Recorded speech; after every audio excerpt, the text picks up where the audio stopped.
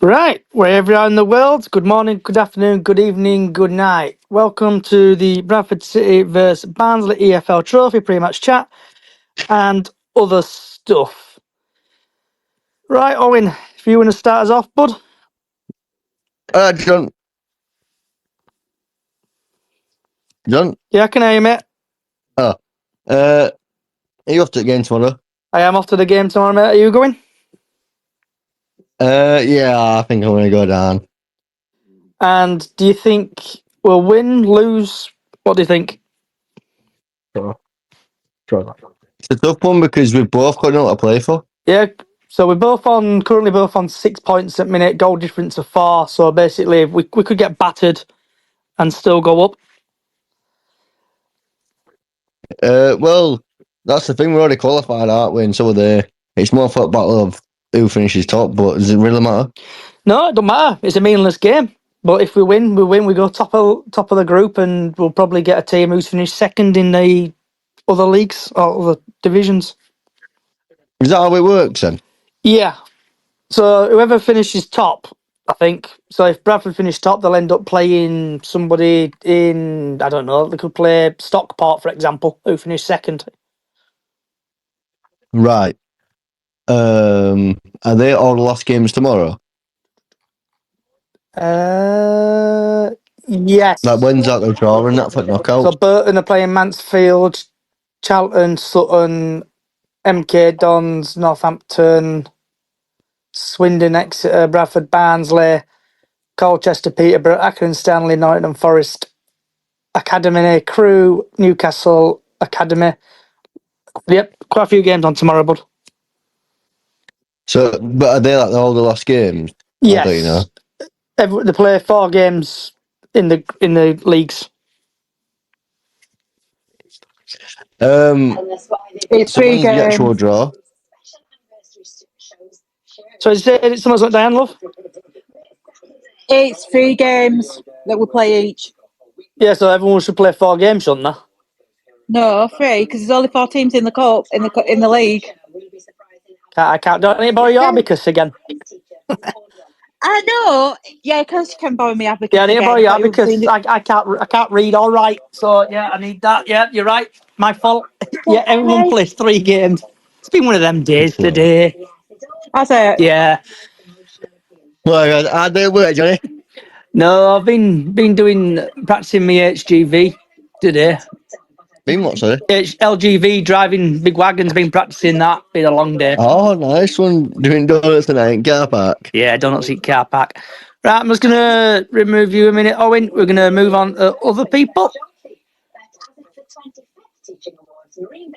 So, Diane and Stan, what's your thoughts on Bradford City versus Barnsley? I think we're going to win them tomorrow, definitely. Because like you say, we do want to win, get to the top of the league. I think we'll beat them. And do you think But it depends who we plays. do you think your number 1 player will play tomorrow, or do you reckon he'll be benched? I think he'll be benched. I think he'll be Colin again. It's good job I know who you were talking about. Yep, your number 1 player. My number 1 man. What about you, Stan? Yeah, I think it'll depend on which side he puts out and then what his criteria is going to be for that side. So is he going to kind of have like a mix of first teamers with some fringe players, or is he going to put more fringe players in to kind of get a view of, basically get a look in games? Because, as being said, training's one thing, but I think he's learned more in playing 2 games than he has in any training session. So something, but I think he's learned more in playing 2 games than he has. So it's kind of, I would say, I don't know, based on sort of what team he puts out and the reason for that team. And have you? So looking at a couple of comments we've had Steve pop in. I think he has to go with fringe players to see what they can do. And then Crypto Bantam, anyone interested in throwing tennis balls when even if it's supposed to be happening, security are aware, so stick them down your front of your pants. Oh, God. It's going to be one of them days today. I can feel it. Yeah. So, moving on to, because I know the game's meaningless tomorrow. We've obviously qualified. Diane, can you turn your telly down a bit for us, please, love? Sorry. What's it? I always turn it on. Right, that's better. It's on mute. Right, you been watching Home and Away again or something, or Neighbours? No, one show. Rubbish show, that. Rubbish show. I know. Right, so we're going to move on to basically any other stuff at Bradford City. So, anyone else want to speak apart from Owen about anything what's happening at Bradford City currently? Do you got any thoughts, Stan, on any other thing what's happening at Bradford City? I think it was pretty much said last night on the space, wasn't it? For those that were on that or want to listen to that, I think, I'm kind of. I mean, everyone's got a right to protest, but I'm not so sure about throwing balls onto the pitch. But I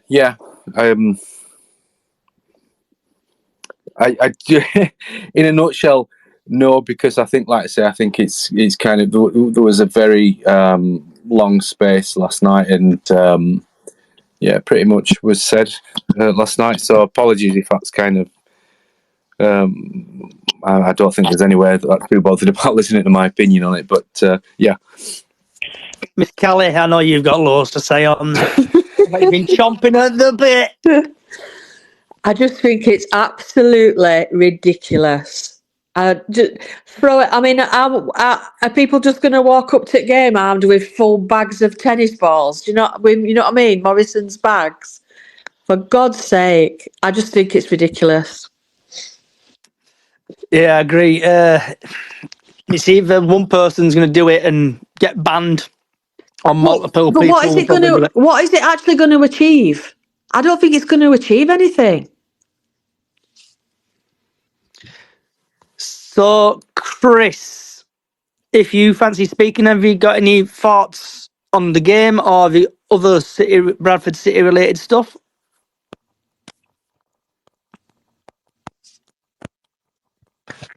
Are you there, Chris? Johnny, can I just let you know, one of my good friends, Graham Doherty, has joined. He's listening at the moment. He's actually a Barnsley fan. One of my good friends. So it'd be nice to get his take on, the game about being a Barnsley fan, just to see what. Shut up, Diane, you twat. And I know Barnsley have sort of been through a kind of a rough time lately too. Oh, one of them days today. We've got a couple of people who fancy being idiots. Steve, have you got any thoughts on anything what's happening at Bradford City currently? I'm going to do football stuff tonight, Johnny, rather than Bradford Independent fans, because I've been speaking about that tons, and I'd like a night off of it. But I wanted to see what everybody thought about what we'll do in this next transfer window, because I think it's probably one of the most critical transfer windows we've had in a many, many year. And I think definitely we need another striker. I think that's kind of written.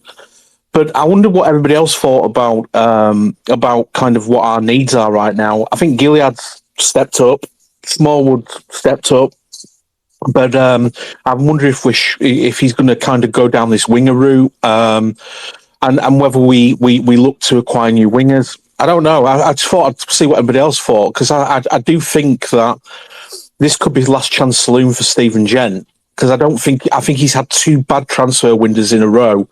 And I think his first transfer window was solid, but I think I read the other day somebody commented and said, "Oh, he ran out of stuff at Middlesbrough, so then he literally was in the shit after that." But I just wonder what everybody else thought. So I went on Radio Leeds earlier, and I said this. I know it's been brought up in spaces in the past about like Harry Lewis. He could have a really bad game, and he has got no competition to replace him. Same with Andy Cook. I know we've got injuries, but then Andy Cook could have a rubbish game and he'll still get picked for the next game. I think that's a really fair point, because I think that when you start to look at the positions that don't really have any competition to them, we've seen dip in performances, and I do think every player needs competition for the place. Otherwise, they become a little bit complacent. And, I think Harry Lewis has had a drop in confidence. Personally, I think that he was dealing with some of the shots he's had against him last year quite easily, and then this year he's had a couple of fumbles, couple of kind of long distance shots that he's not been able to deal with. Can't remember the game where it was like 30-yard crack at goal free kick, and he was looking through it and he just couldn't stop it. Didn't deal with it well. So I think that that's probably right about another keeper as well, or somebody that can kind of keep him on his toes and stuff. Yeah. So looking at the League Two table currently, I know we've just moving on to it for a minute. How many goals have we conceded? Goal difference. So goal difference, we're -7. Jesus Christ. Yeah, goal difference are -7, and we've lost 8 games. Did I read somewhere, Johnny, that we're about 10 points behind where we were at this point last season or something as well? Yeah, I saw that as well somewhere. Can't remember where I saw it. So it just goes to show you that the start we've had has not been ideal, and we've dropped points against lower end teams as well. I think somebody said that we're the gift that keeps on giving, I read as well elsewhere. We just don't seem to be able to cope very well against kind of teams who are struggling themselves at this point. But I say that, I think that's been like that for a little while.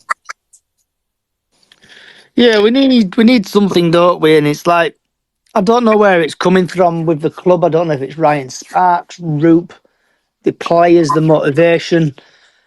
It's something at the club in it, and it's not have a good atmosphere at the club at the minute. Johnny, if I can jump in and kind of go back to Steve's points, I think that's he's kind of, I think, great that we're actually talking about the football in terms of what we think either needs to happen or what will happen. I think you're right about the transfer window. It all really does depend on what ideas he's got himself, Alexander. Whether he has particular players in mind, and he'll take a view as to which players that we have currently that fit into his mould, his way of thinking, or his kind of concept. Because it's all right saying we'll let these players go. I mean, but who's going to take some of these players? Who's going to take them on loan? Who's going to sign them as permanents? So you kind of have to think of that in the mix in terms of like how much you get rid of. I think somebody said on a space last night that Jake Young wants to come back, and I mean that's good, because whatever has happened between him and Mark Hughes, and we'll probably never get to the bottom of it. However, it was never between the fans and Jake Young. I think it's different with Owen Doyle, because the fans got on his back, and I don't think he liked the club, whereas I don't think that's the case with Jake Young. So, and we do have a bloated squad. I think there are obvious people that probably wouldn't or shouldn't get a game in most people's opinion. The likes of Ash Taylor, but we're kind of heavy in midfield. We've got Kev McDonald, we've got like the centre mid, we've got Kev McDonald, we've got Pato, we've got obviously Gilly and Smallwood, and we've got Ryan East to come back. Now, is it a case of, because he's got like between now and January to kind of get an idea of who he wants to keep in, but also with the players coming back, there's that little conundrum of how long does he give those before he has an opinion on those players. So it's a tough one for Alexander, because unless I mean, you know, I'll admit I don't know what his kind of style has been prior to this. You know, I know he was manager at Scunny when we were in League One challenging for the Championship. So, you know, I would hope between now and the next 2 or 3 games, and that's why probably tomorrow is important, that he kind of gets to see combinations in terms of, like, hopefully he'll be able to assess very quickly a core of players that he thinks, right, okay, this is the core that I want. And it might be a case of, well, actually, when we get the loan lads back in, we may be okay. And the case of, like, if you can move anyone on that he would like to move on, you don't know at what point Oliver's going to come back, fitness-wise. He's not going to come back very quickly. He's going to be, hopefully, for his sake, introduced 10 minutes, 15 minutes and build that up. So that's going to be a slow process. And obviously it's been talked about, hasn't it, in terms of, like, giving Cookie and Harry Lewis a rest, in terms of, like, it's more a case of taking them out of the firing line and just, you know, I mean, between now and then, if like, say, for example, you know, we've got somebody like Kieran Kelly, and say Platt are back middle two of those, then it's a case of, like, well, it might be that the defence might settle down. I don't feel we haven't really had a settled defence, have we? Apart from Brad and Rides, but in that middle two, and at the start of the season, the middle combination that basically made us one of the best defences in the league last year. We were conceded, you know, one of the fewest amount of goals, and that was down to all you know, the back four. Last season you had Stubbs, you had Roms, and you had Platt, and you had any combination of those three, like 2 out of those 3, did a good job for us, as well as Harry. So yeah, I think unless he kind of sees it in training, and that gives him a good idea as well, that he's thinking, well, that player's not my sort of player, then he might start planning. But I think it'll be very much, it might be that unless he's got a completely different philosophy to what we've done over the last year and a half, I would suspect that he probably needs to just find the actual combinations that we've got within this squad.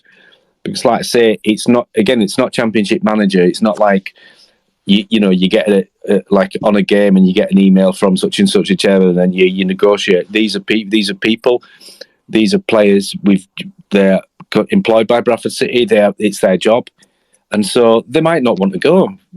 You know, so it's a big job, but it's also a big set of plates he's got to spin, and it's going to be very interesting to actually see what it does. I hope personally that for whatever it is, he finds the right formula, and then we move forward. But yeah, very interesting point to bring up, Steve.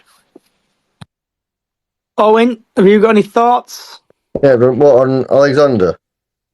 On anything, or Stan's points, or anything, or what Stan said? On the Alexander point, you know, it's one of them, and it's early doors, you know, but what cards have really been dealt with here, you know what I mean? It's like a lot of people criticising the squad and that, but like you look at that second half on Saturday, and 2 of them players in that second half start the second half, you know what I mean? After the subs were, they were 9. I think 9 were playing for the team last year. I think there were only Smith and Richards that were new. Smith and Richards who were new, I think. So with the team, what do you think has gone wrong? Do you think it's just like motivation, or do you think they can't be bothered? Do you know what it is, right? I don't want to criticise RG, Mr. Graham, but why is he setting up in this 4-4-2? Yeah, I know we had a discussion on stuff yesterday about 4-4-2. I think a couple of people say, no, it's like a dinosaur formation, 4-4-2. People hate it or love it. But like when we were under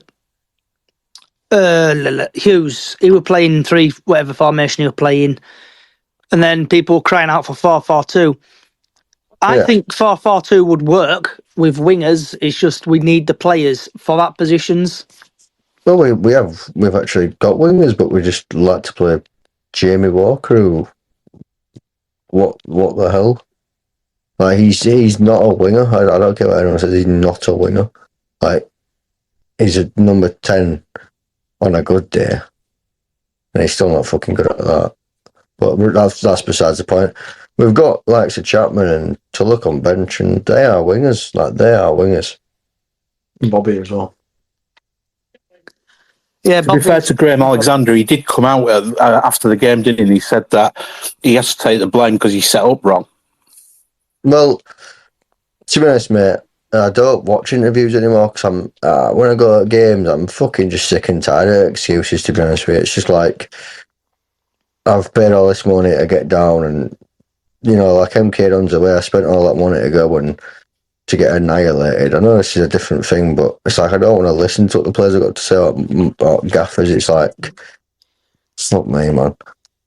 So with the results, Owen, Yes. do you think, or what's your thinking? Do you think you're going to buy a season ticket next season? Or do you think you're just going to be like, yeah, screw it, I'll stay at home and watch it? Kind of thing. No, to be honest, mate, we could go down.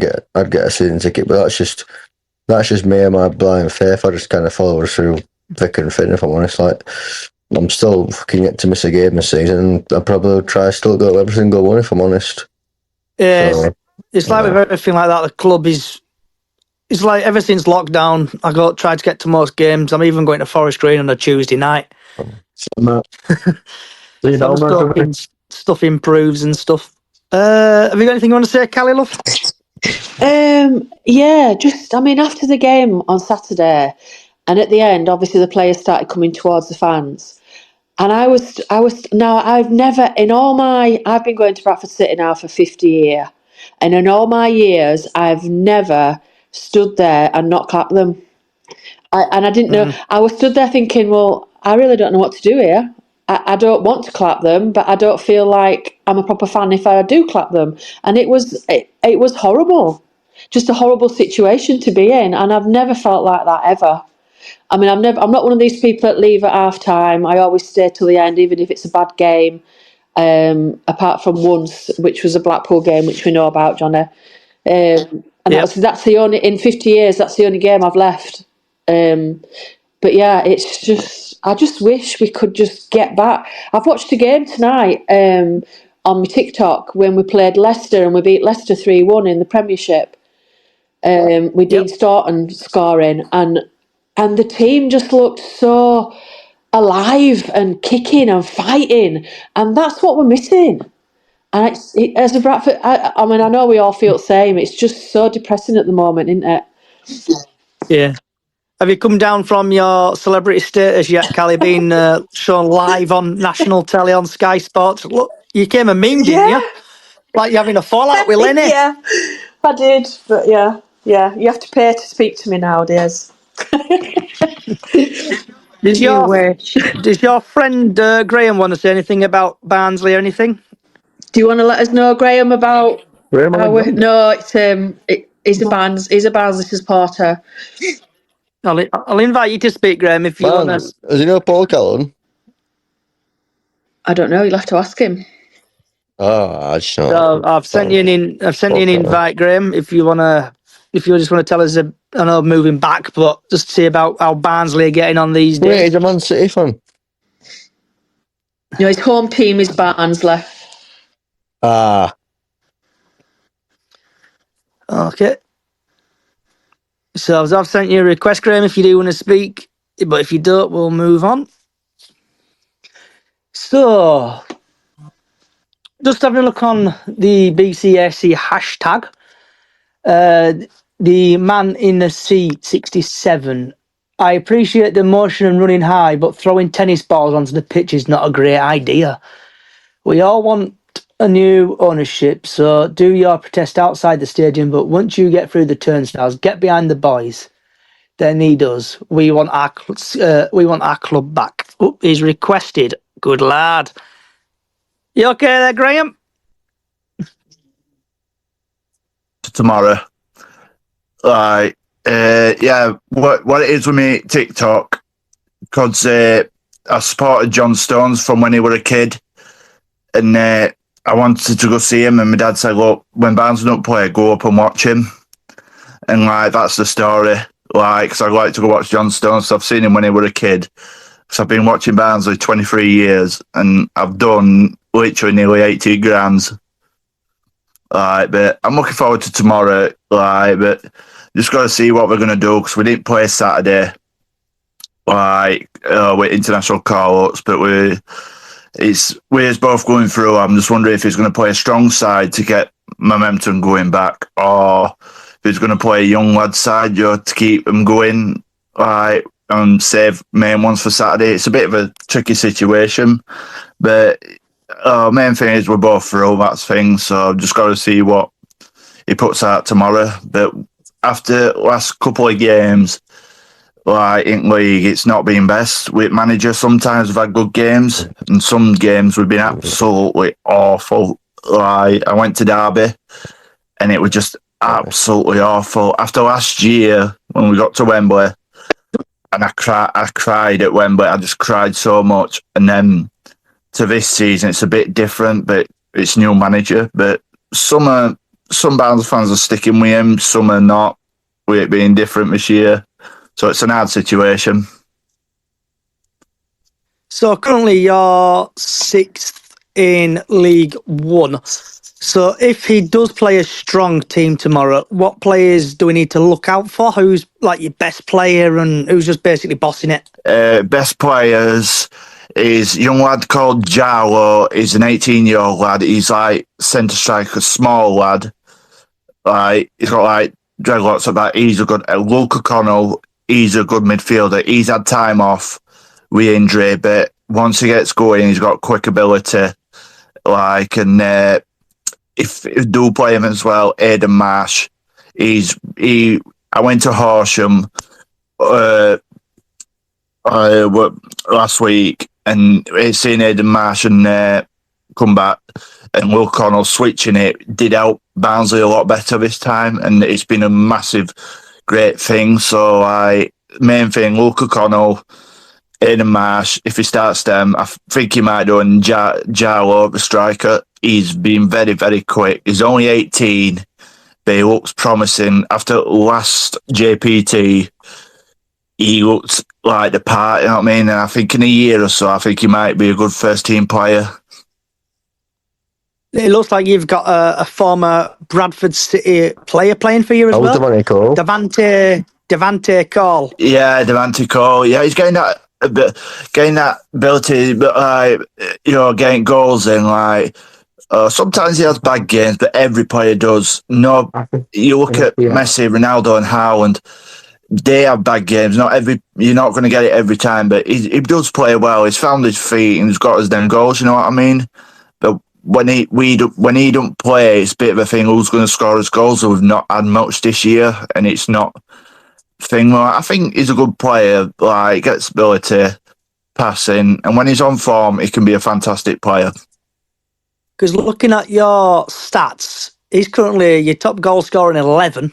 He's absolutely bossing it. Then you've got Callum Styles on 3, Barry Cotter on 2, John McAtee 2, Jonathan Russell 2, and then you've just got basically a few players on 1. Yeah, and that's the thing though. He's been main key player, but I think with January, if we don't keep him, Devante Cole, I reckon we could be 50-50 if we go up or not, because I'm not too sure, because when we had Michael Duff, I had that confidence a bit more, because we played fantastic. If we had bad game, we'd progress, but this year, some games have been not best, because we've always sold top players. We've had players, and we've never said, look, why can't we keep them? Why can't we just say no? But we've let them go, and then signed players that are not ready in our team, and it's not worked out sometimes at best. We've let some fantastic players go. And with Devante Cole, for me, we need we need somebody that can score goals alongside him that can play well, but sometimes it's not worked out. But I think with Luke O'Connell coming back in, I think it might work. But there's January coming up. Who knows what happens? Like, So looking at your team, have you got any like weaknesses in your team? Have you got any like is your team scared of, I don't know, long balls or anything like that? Or where do you normally concede your goals from? mainly defence area, you like long balls sometimes when it goes over. Like, so when we played Ocean 3, we drew 3-3 at our ground, they were lumping it and then defence weren't catching up a bit and defence lets us down. Like, we're not keeping up with it, so like long balls are not best things sometimes. But when defence goes back, like, it don't seem to cope sometimes. So sometimes when we're that not best, we seem to concede. Okay. Has anyone else, they've got anything they want to add about the, and I'm going back again, the Barnes, keep going back, it's like watching Bradford City. Anyone else want to chip in anything about the game tomorrow before we move on again and leave that? I have a question to the Barnsley fan. Oh, no. Sorry, Owen, were you? No, go ahead, son, sorry. Yeah, sorry. Barnsley did quite. If I'm trying to remember last year. Barnsley did quite well last year, didn't they? Did they? Yeah. The playoffs. Have they had a hangover from last season, from the playoffs, missing out? I think it was, yeah, because we were speculation Michael Duff being picked up and all that, but some said, oh, he was greedy to take money. But this day and age, if you're going to triple your wage, you're going to take it. It's hard because I think Michael Duff was on certain wage, but he did well, and we got that player stability, that progression, and I think we being Sheffield Wednesday, local rivals, it hit him hard, and Luke O'Connell had a breakdown because he missed a chance and it broke him, and we got so far, and what it was, we went down to 10 men for 70 minutes. We fought so hard. I was proud of lads, to go down 10 men for 70 minutes and we held them. Legs had just gone, and I think it hit them hard, because they tried so hard, but I was so proud of them. And I think with that, with Michael Duff going, we had to get another manager in, and it's new manager's statistics. So if we're going from one manager out highs to another, it's a big, massive change for him. So it's like, whatever manager's style Michael Duff had, it's with that to change and quickly. Like, and I think it's just, I do have to agree, I think it was hangover when with it affected them, and I want to try and bounce back, but I think some games are not there for it. Yeah, interesting. I think I do genuinely think it happens to a lot of clubs when they get so far, and it is difficult to get over. I think last season in League Two, Northampton, although they didn't get, but they got. I think they lost out in the semi-finals last year, and there's a whole kind of reset that needs to happen, and then things happen where you lose players because obviously they were on the promise of maybe playing in a high league, etc. So yeah, I'm just interested from a Barnsley perspective, whether it's similar to what we've had this year. Yeah, it's in a similar perspective, like, but if we don't go up this year, I think a lot of players will be gone. I think a lot of heads will turn, because some fans after the Derby game will call him for manager, but I'm still 50-50 with him. After last season, fans are expected hoping for a club like Barnsley, hoping to try and bounce back, but it just not fully worked out yet, and I think some fans are not overly confident, but I'm hoping JPT, Papa John's Trophy, whatever it's called now, change it that many times. I hope it progresses, but one of the things I like to say, though, I said to Barnsley fans, because it's Papa John's, when it worked first game, they were saying, oh, should get rid of it, concentrate on league. I was thinking, with FA Cup and Carabao Cup, it's usually top Premier League sides that win it, and I'm thinking what competition it is, you go for to win it. That's what I say. You keep going to end. And I think no matter which competition, just you enter it to win it, not just to kick about. And I think that's what I think. Because we've Owen was going to jump in with something there. Owen? Yeah, sorry I got off that point a bit, lads, but I just want to know what our team might look like tomorrow.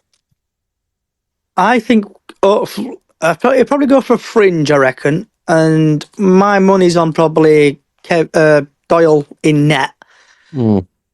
Ash Taylor, if we play Ash Taylor, they're going to kick his ass because he's not been very good recently, but he'll probably play a lot of fringe players just to see how they play, and if they play naff, then they'll be probably gone in January.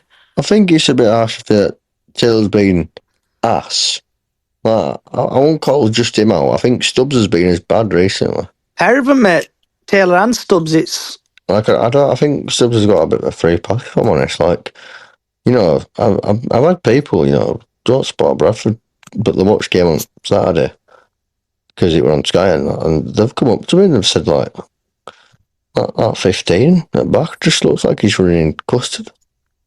And I'm like, oh, I know, he was one of his best players last year, but I don't know what's happened to him. I will agree that he's not been the same this year, but there were probably a few games. Do you know what?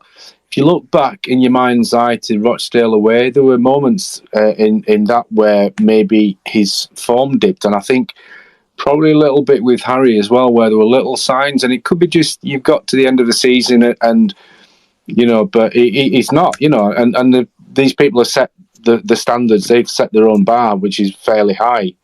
So, you know, any kind of constructive criticism to any player is valid if it's constructive criticism, and I think that's fair. That's a fair comment. Is that I don't think he's been anywhere near as good as he was last season, and probably at fault for some of the goals as well. You know, on top of Harry's mistakes, you've had the middle two, the unsettled middle two as well. I'll add with regards to, you know, kind of a lot of the goals have come from either being sort of passed in between. The touches. If you remember the touch, was it Taylor passing? Oh, there's a couple of incidents in a few games where either Taylor and or Stubbs have had a really bad touch, which has led to basically letting somebody in, or a simple pass that should not be anywhere near kind of going astray, but it has done, and we've let players in, you know. So I agree on the Stubbs thing. I think, I mean, for me, give Platt and Kelly a chance. You know, I don't know. I mean, that's down to Alexander to sort of see what he thinks and see how the trains, etc. But let's hope he finds a formula for that. So the team, what played Notts County, Lewis, Richardson, Stubbs, Taylor, Halliday, Poynton, Gilead, Smallwood, Walker, Cook and Smith. So when... Johnny, I think he's got to start Platt and Stubbs tomorrow. Just try and raise some confidence in Stubbs and get them getting an understanding again, because I don't think that Taylor's the answer. I think put Platt alongside there, you're a lot more solid. 100% agree on that, yeah, because Taylor, I know I've been on here and past podcasts and spaces been berating Taylor. Tell me if I'm wrong what I'm saying, guys, but he's like, I know we got him from Kilmarnock or whatever it's called in Scotland, but he's not good enough for league. I think he's had like one good game since I've watched him, but he hasn't seemed to improve. I don't know if it's like morale or just his motivation, but it doesn't seem he's been playing well. To be honest with you, Johnny, I think he's looking for too much time all the time.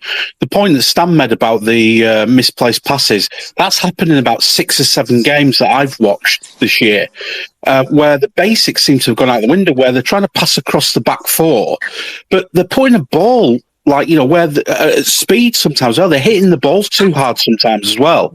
And literally they're having to kind of adjust to then start an attack. And then when we do that, we've lost all momentum because they're having to adjust to a really bad ball. I mean, those defenders really need to work on kind of like basics again, you know, putting a ball just in front of Halliday so he can run onto it. But instead, you watch in some of the games, they've put the ball behind players. So then the defence is having to adjust. And that's unforgivable, really, for professional footballers. You expect them to be able to kind of put a decent pass forward and put the ball in front of the players so that they can run onto these things. Because we always seem to lose momentum, and then we go back to basics of putting it backwards and then playing it across the back four forever and a day again and again. So, like I said, I think tomorrow he's got a prime opportunity to raise some confidence in those centre halves and literally get a partnership going with them again and push forward, because I think that's what these games should be used for, especially when he's in his planning phase at the moment. But we'll see.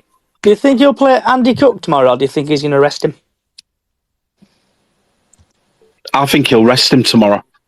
And to be honest with you, I don't know about anybody else, but I think he needs some time out the firing line, to be honest with you.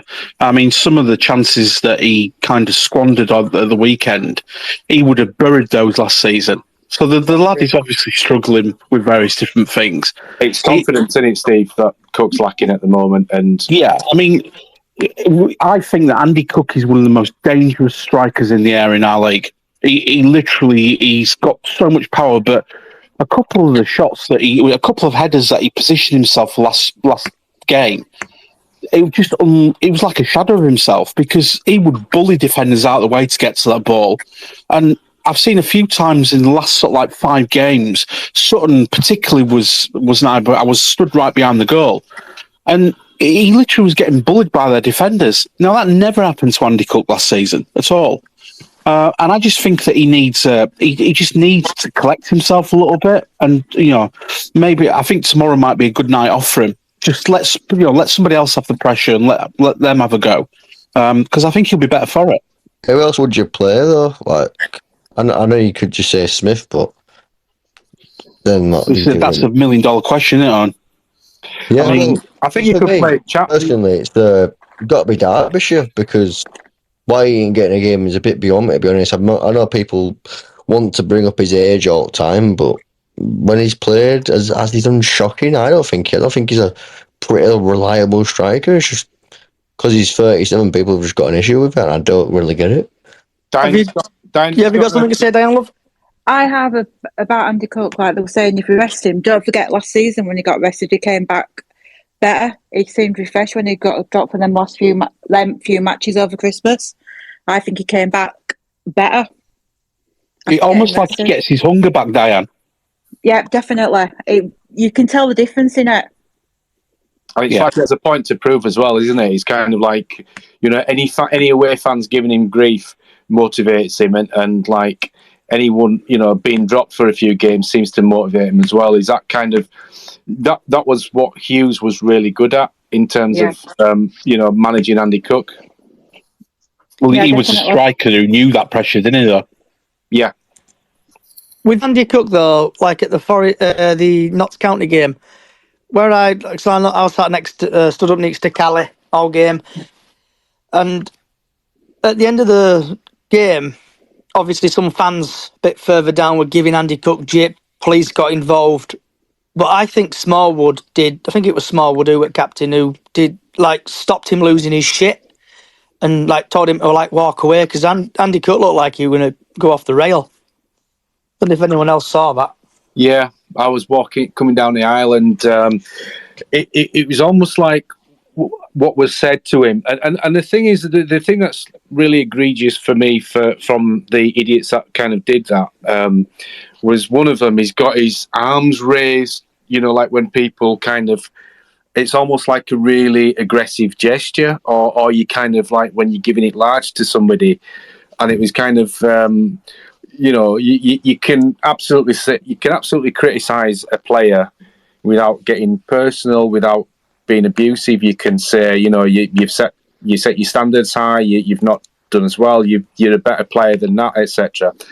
But it looked really unpleasant, and this is the thing with what's happened this season from the fans on the terraces. It's obviously a minority, he's clearly a minority, but it's just this kind of really unpleasantness, and I mean that, sort of a real kind of, it's just, there's no need for it, end of the day,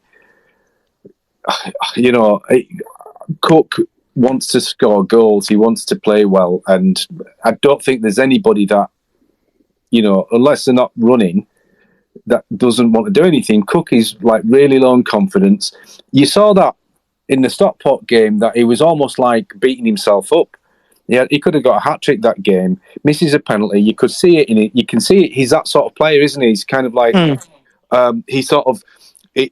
So he needs like a chance or a fluky goal to just get him back on track, and we hope that was at Newport. But it sort of, there were obviously the team was kind of like there was very much a cloud hanging over the team, so it probably didn't help. But it was really, really unpleasant, and end of the day, these idiots,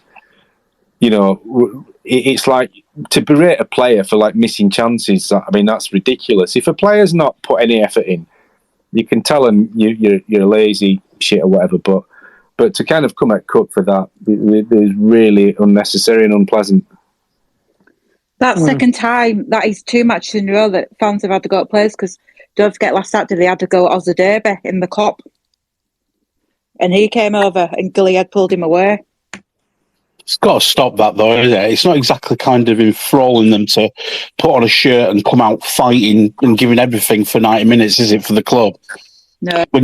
Especially when you see fans, abusing people like that. I mean, going just back to Cook, I've seen some of the kind of like training videos, etc. The Cook that we saw last season, where he was laughing and joking, is gone. He looks so serious when he's basically on the fit. He doesn't look happy.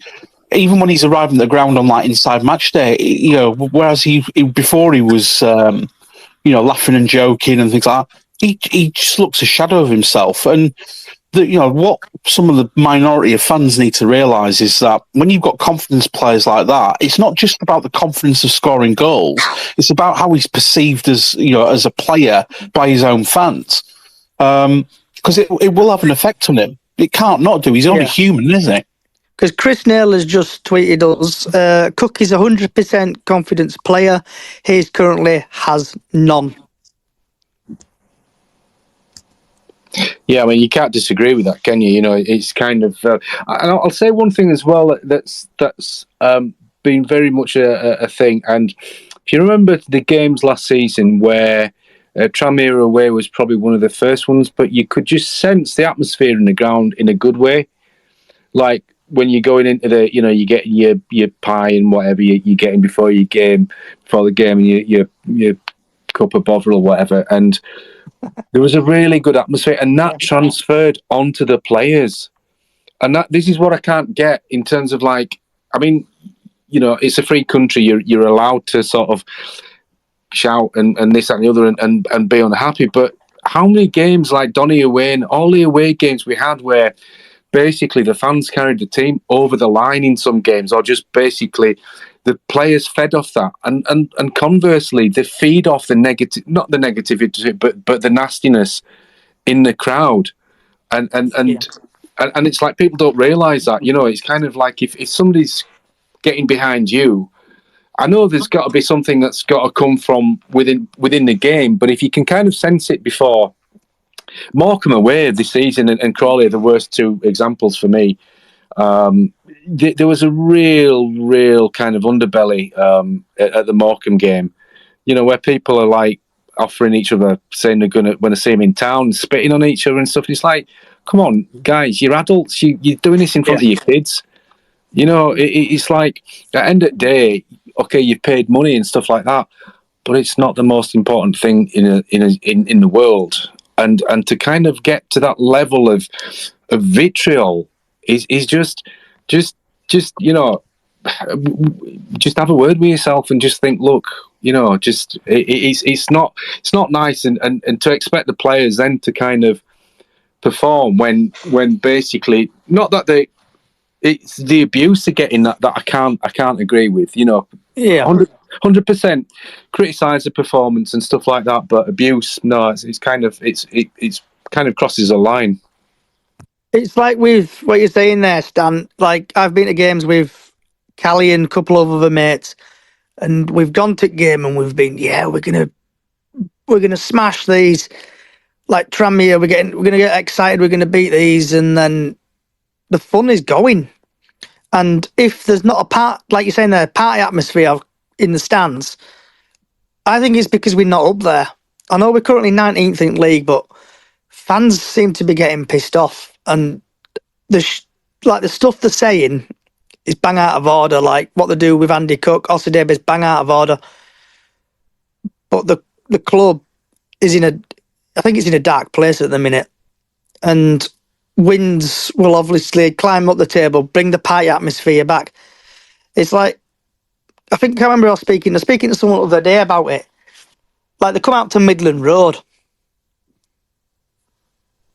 it gets people clapping, doesn't it? But what game were it where I'll just have to find it. If there were a game where they came out to a right tune and the right part of the atmosphere. Where are we? I think it might have been Sutton or something like that. But Sutton actually came out to a good. Oh no, Notts County actually the other day came out to a good song, and it gets like the fans motivated. But we come out to Midland Road. It's not a very good song, is it, to come out to? I know it's like Midland Road. Do you know what, Johnny, as well? They don't seem to play the Midland Road song at the right time. I think that's a lot to do with it. Also, it doesn't help with the fact that it sounds like a song for a promo video for the Scottish Tourist Board. I think. Do you know, Johnny?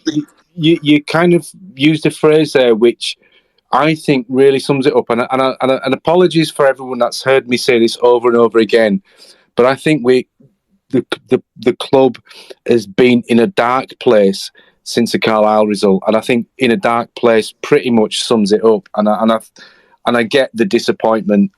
You know, I mean, it was an awful game to watch because when there's so much riding on a result, sport is the worst experience when it's your team. But we need to, and hopefully, you know, sort of like, I mean, it's really up to, I guess, Alexander to kind of find a formula to lift that sort of cloud a little bit, because in the short term, that's going to be the only way that the sort of mood is going to be lifted. Obviously, the off-field stuff, which I don't personally, anyway, I don't want to talk about tonight because it's been kind of said and you know and that stuff, and there'll be things that are happening that we don't know about. So, you know, in that context, but in terms of the football, yeah, I think, and I hope to God that Alexander does find the formula to kind of lift this cloud that's hanging over, you know, Valley Parade at the moment. But yeah, it's like coming back. It's like when me and Callie come back from games, when I pick her up and bring her back from games and stuff, miserable in car because we've lost. But it's opposite when you win games. It's like the winning factor needs to come back to Bradford City. Like in past, like what season did we get to League Cup final but go up? Like 2000 and... It was 12-13, wasn't it? 12-13. Like pie atmosphere there and stuff. We need things like, I know I've just said dark days and stuff, but we need to bring a bit of sunlight back into this team. I think. I mean, I agree, Jenny. I think it's a case of like, it's not so much winning, because we've all been on games, away days or whatever, where they've lost. I guess it's the manner of the defeat which kind of sets the mood on the way back. You know, you think, well, you want to go to an away game that at least they've been in a shout with actually getting something out of the game, and it might be individual decisions, you know, players making the wrong decision or whatever it is. That's fine, but yeah, it's kind of.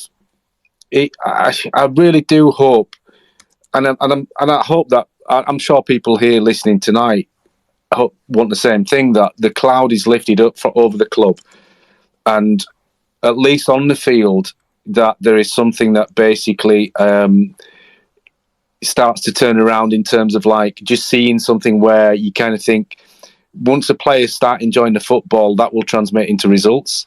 And hopefully that will also transmit into the terraces, because I think obviously they both feed off each other.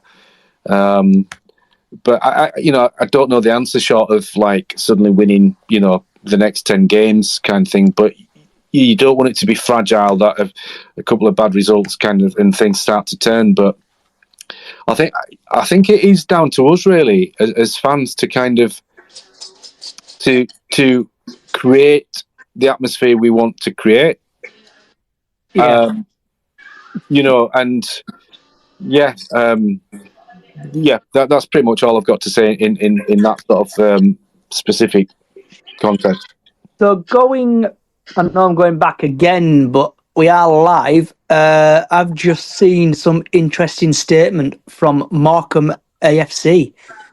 Our former manager, Derek Adams, has left to join a different team. He's going back to Ross County, Johnny, I think, is what's rumoured. Yeah, he looks like he's joined a dude. Yeah, not Ross County. He has joined. There's pictures of him on Twitter. Yeah. Glad he's buggered off somewhere else. Right. Is anyone else have got anything they want to say?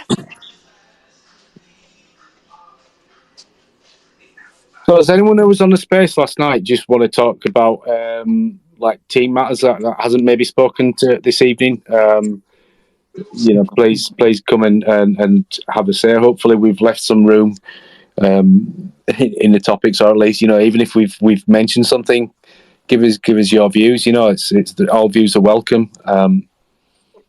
Yep. If anyone else, like we've got Chris, if you want to join in, or anyone else wants to join in, feel free. We're going to keep it going for another 10 minutes or so. Can I just say something about fans? Go for it, Graham. I've had Barnsley have had the same problem with fans getting players abuse. And when we got relegated from Championship a couple of years ago, we had a player called Corley Woodrow, and he got a lot of abuse, but yeah, he was still getting goals. And one day he lost it, confronted fans, and then he just couldn't take it. And I asked his missus if he were all right, and his missus said he's okay, but it's mental health. Sometimes it affects him. Some of these fans what get him abused don't realise it affects them in the long run.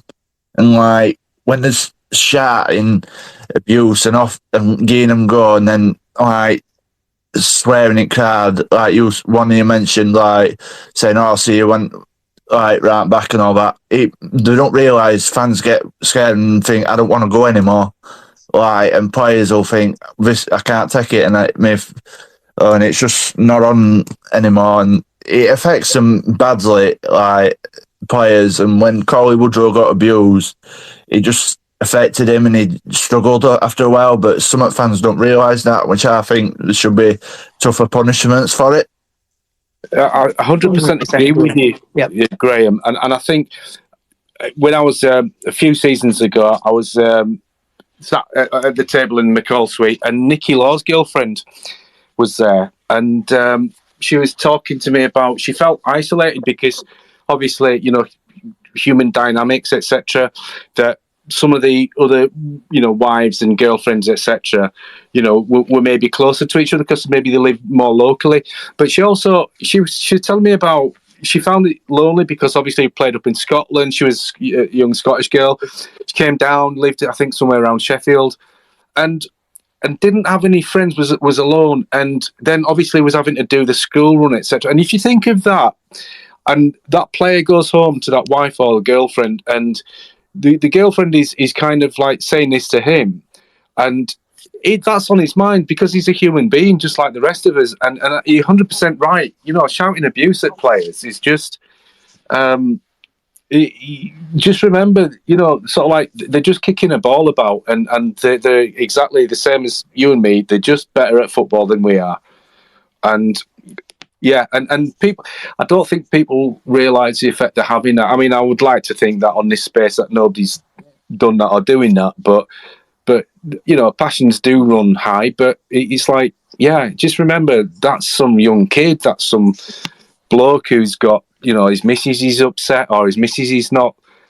His missus is feeling a bit down or whatever, and he's going to work and he's he's having a great time, but on the back of his mind, he's thinking, better get home, because I don't want to leave the missus on her own or whatever. That's just an example, but they are human beings, and sort of.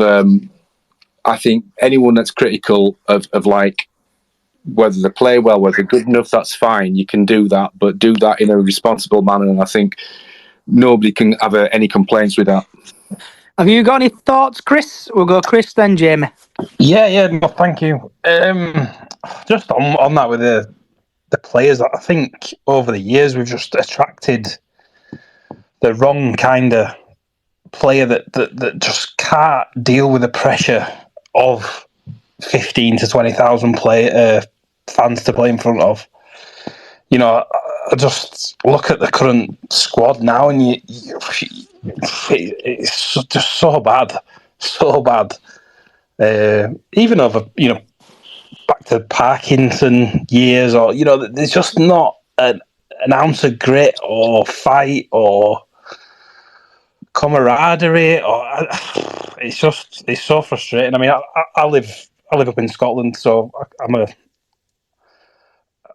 unfortunately a regular iFollower watcher, which that's another story of disaster. But yeah, it's just I just don't see any light at the minute. Good thing is, I think Alexander coming in, he speaks so well. I think he's the best of the bunch we could have attracted, to be honest. He comes across in the media absolutely spot on. So hopefully he can unify at least some of the fans and sort of move forward and bring in his own stamp.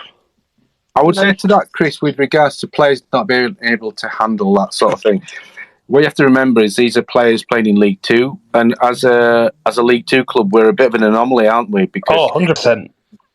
So players higher up the leagues are probably used to playing in front of bigger crowds. So it's kind of it's a total double-edged sword. Like, yes. It attracts. You think people are on the way up. Devante Cole, look at that perfect example. We're all singing his praises, thinking, "Wow, this is great." Andy Cole's lad, going to be amazing. Absolutely did nothing for us, did he? Did he get the opportunities? Probably not. I think he did. I think his attitude stank. Yeah. That's it. It's just, now 2 years down the line, he's not banging him in for fun, but he's doing all right.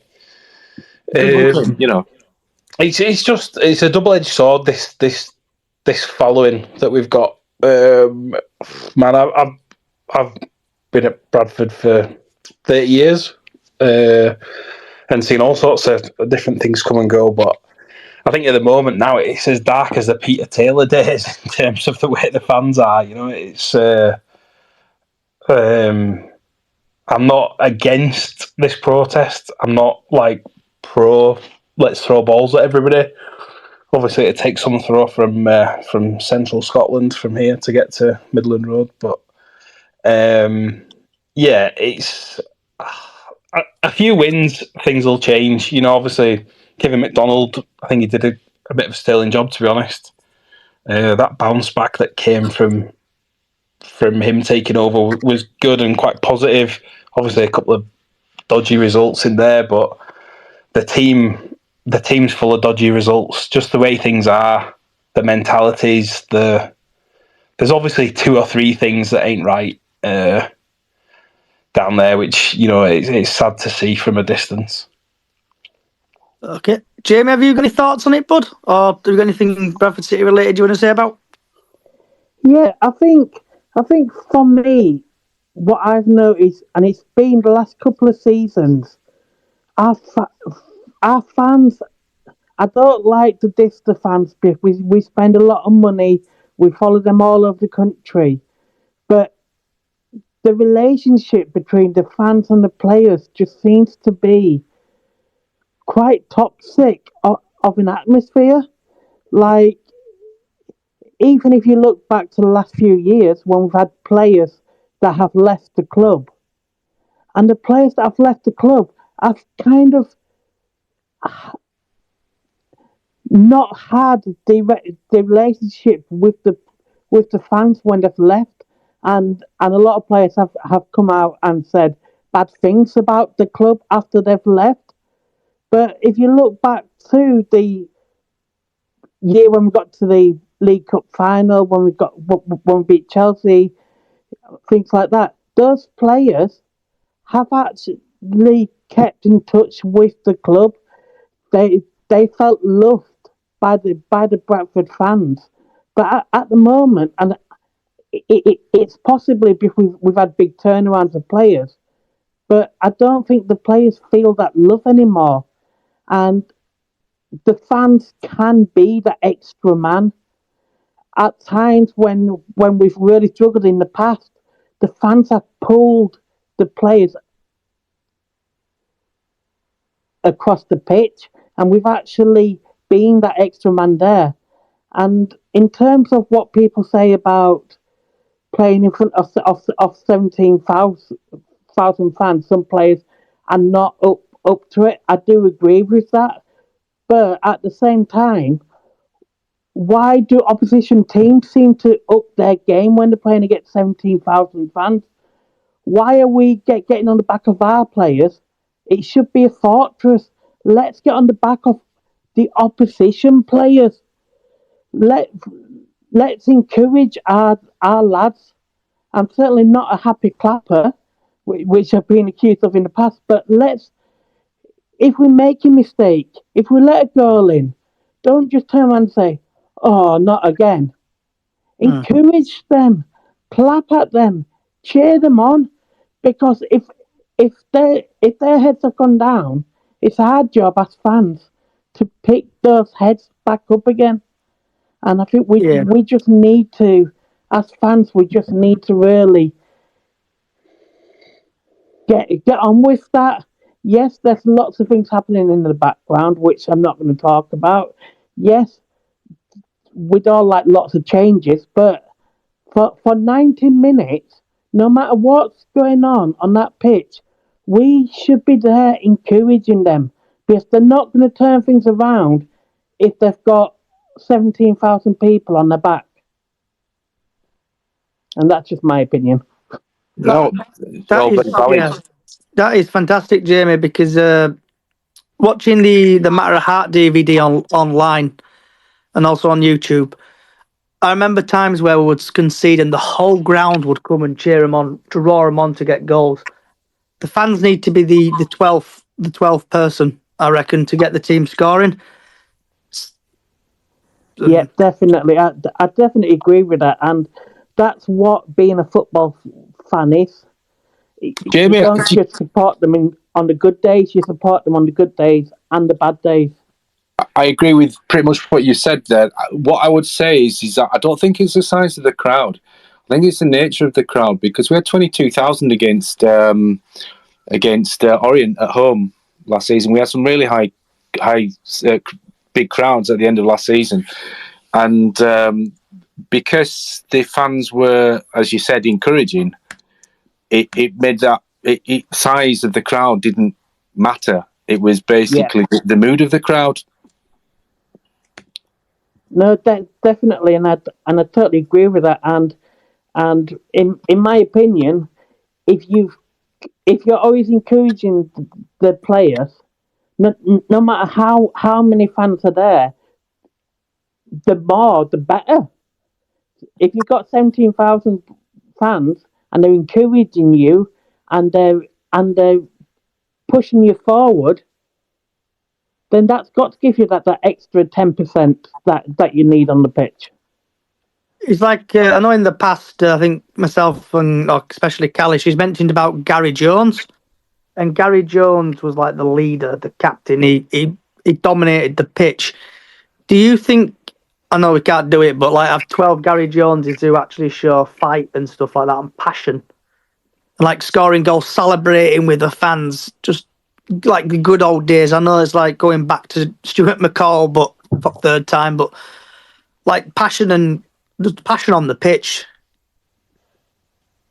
Do you think they need someone to motivate them and kick them up the derriere to play better? Yeah, we do. Yeah, the fans need to be motivated by the players, and the players need to be motivated by the fans.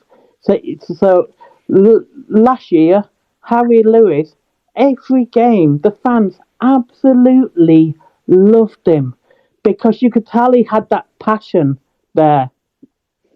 For whatever reason, he's struggling this season, and I think obviously in the summer he said himself, his mum even said he struggled mentally, and he had a kind of a mini blowout week, which he said himself. And I think his head's kind of gone down a little bit. But last season, every game, he got the fans going at the start of the game. But I think he now knows if he makes one mistake, he's got, and I would say a minority of fans, one mistake, and they're on his back. Even if it's in the second minute of the game, they're on his back. And where's the encouragement there? I think with the fans, and you can tell me if I'm wrong, and I've probably gone over like repeating myself, but we're currently 19th in the league, and fans are slowly starting to turn. It started at Tranmere with obviously like Cookie came over, people clapped. Then Husey came over. You're getting sacked at morning. It got a bit toxic. But slowly I'm thinking the toxicness is getting bigger in the team. And the fans are just pissed off with everything what's generally happening on at the club. I think, sorry to jump in there, but like with Mark Hughes, like he was just so cocksure, confident of himself with every interview. See if he was just humble and said, you know, like this weekend where I said, look, I've got it wrong. Hands up, I've got it wrong. I think it's just started this big wheel turning that at the minute the club can't do anything right. It's just so negative that you know we could win 10-0 tomorrow and there'd be a problem about pucker pies. Do you know what I mean? Or anything. I think, Chris, on that though, he was the same Mark Hughes that he was last season, and you know there wasn't that kind of atmosphere about the place. Yeah. I think because we liked him last year because we were winning. You know. Well, yeah, it's kind of like, I think I mean there's been a massive shift in the mood since the summer, you know, and I've said it a million times now, so I won't go over it again. But kind of So now we've got to just the fans have got to find a way as well to kind of.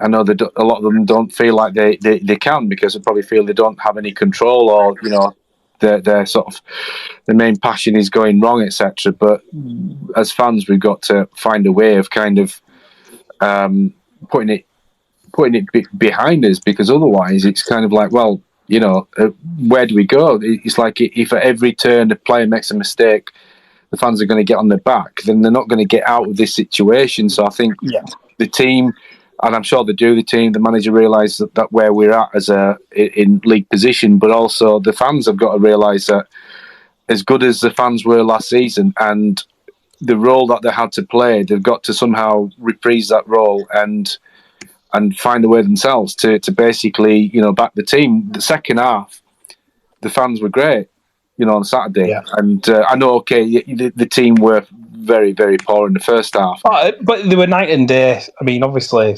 I think Notts County maybe switched off a little bit in the second half. But, yeah, you could see that obviously the half-time talk had worked. Like I say, I think Graham is going to be good. I think he'll be good for us. I do. But, you know, going back to even the interview stage where there's just nothing coming out from the club about what's going on.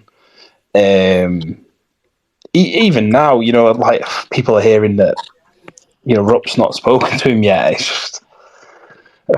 It's just bonkers. I mean, you know, you just wouldn't run any company like that, whether it's a bloody sandwich shop or a multi-million-pound printing company or anything in between. You bring in anybody in of any position that, you know, the owners aren't involved in. It's crackers. But, you know, I'm all for positive thoughts, and let's hope that we're going to turn a corner. January will be interesting, that's for sure. I think so. I would say as well. I think as fans, and please anyone shoot me down if you disagree with me, but I think what we've also got to not do is jump on any kind of little bit of information like that about Rupp not having spoken to him, because if Alexander's not bothered by that, then what difference does it make? If he is bothered by that, then that's, but we don't know that. And it might be a case, as Alexander himself said, well, in a 2 or 3 games, he'll have a better idea of where he's at, then he's likely to speak to him. So we're allowing ourselves to be wound up by every little bit of news, and we're not kind of zooming out a little bit and just kind of There's just been so much negativity for I don't know, this season or since the sort of playoff loss. It's been hard for anybody, but that's my thoughts on it anyway. That it's hard to see. Bobby Poynton's probably been a shining light. That it's been a little bit of a story that we've got a local lad in there that's kind of kept us on off our seats, stood up watching him play. But yeah, there's a handful of players in that squad, never mind the first team, that they are holding it together. They're dragging us through the line. Lewis, I think, was exceptional.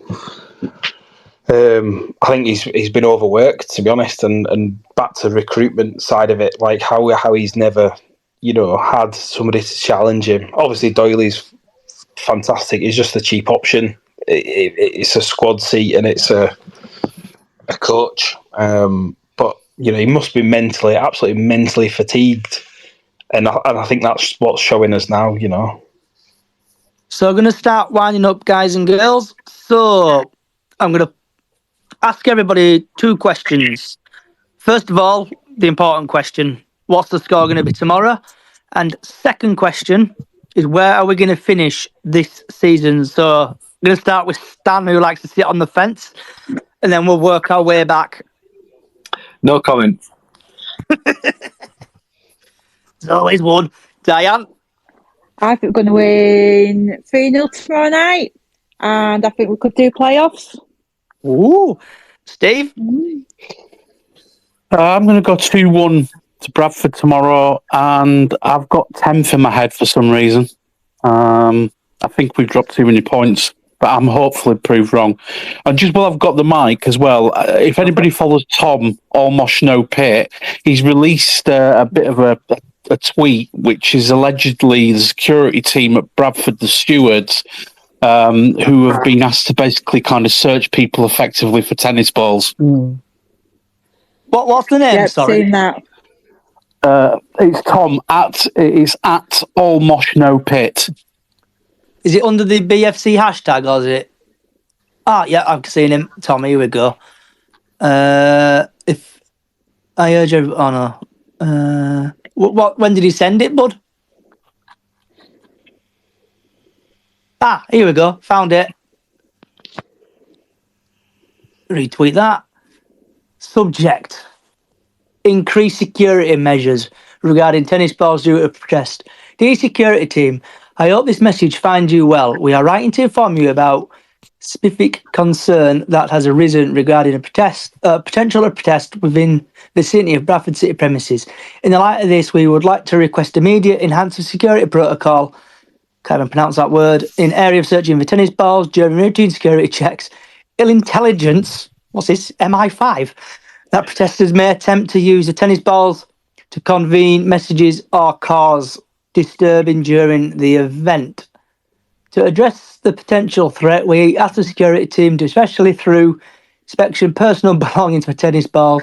Additionally, please ensure that all staff are briefed on the matter to maintain undefeated and effective response. We understand that the importance of balanced security measures with the comfort and safety of our visitors. Your diligence, I can't even pronounce that word, to maintain and security. Yep, so I've just retweeted that out. So Graham, the Barnsley fan. I'm going to give you a bit of a tricky question for you. So, what's the score tomorrow, and where do you think you guys will finish? I think tomorrow I'm going to go for 2-2.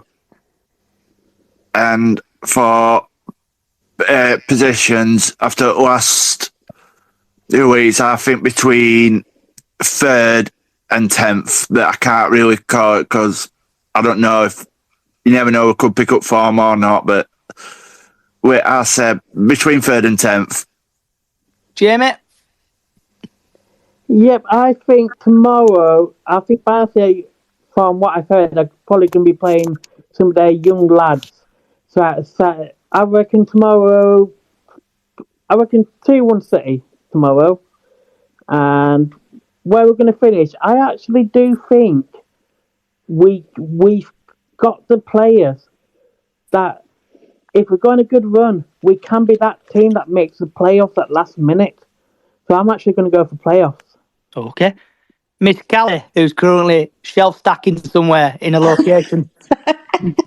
I do not shelf stack, Johnny. I know keep you telling do. this. I like winding you up. I'm going for a 2-1 win tomorrow. Oh, here we go. She needed to say something before we ended, didn't she? Yep, always chasing that dog. She's telling you what she thinks. Yeah. It's Dog's prediction. Yeah. Yeah. It's dog's dinner. That's where we finish it. Dog's dinner. Yeah. Do you remember Doggy Day? Can I just say, do you remember Doggy Daycare? That was hilarious. Anyway, that's Yeah, I'll tweet that out at some point, Callie. Yeah. Callie, Sorry. So yeah, 2-1 to Bradford, and I think I'm going to be positive. I've supported them long enough to know we can bounce back, and I think we're going to end up in 6th place. and Callie, what's What? today's podcast sponsored by? Doggy Daycare. Yes! Burton away, if anyone remembers that. Burton away cup. It didn't matter Caliber. whether we won or lost or drew did it, and it was just hilarious game. I can't remember. Yeah. Were you drunk? Were you tipsy when you came out Very. of that? I was very, yes. Yeah. And last but not least, Chris. I'll go with 2-1 tomorrow to us. And I think we'll probably finish 12th or 13th, to be honest. Okay. And my prediction, I think we're going to win 2-0 and we're going to finish, I'm going to go 15th. And on that note, push that button. Could say thank you for everybody for joining today, and thanks for Radio Leeds for letting me come on. If you like what you're listening to, you can get us on Bradford City Up the Chickens on Facebook. Also, you can get us on Bradford City Up the Chickens on all podcast services.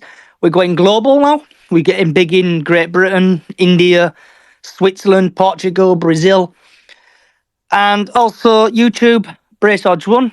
Wherever you are in the world, good morning, good afternoon, good evening, good night.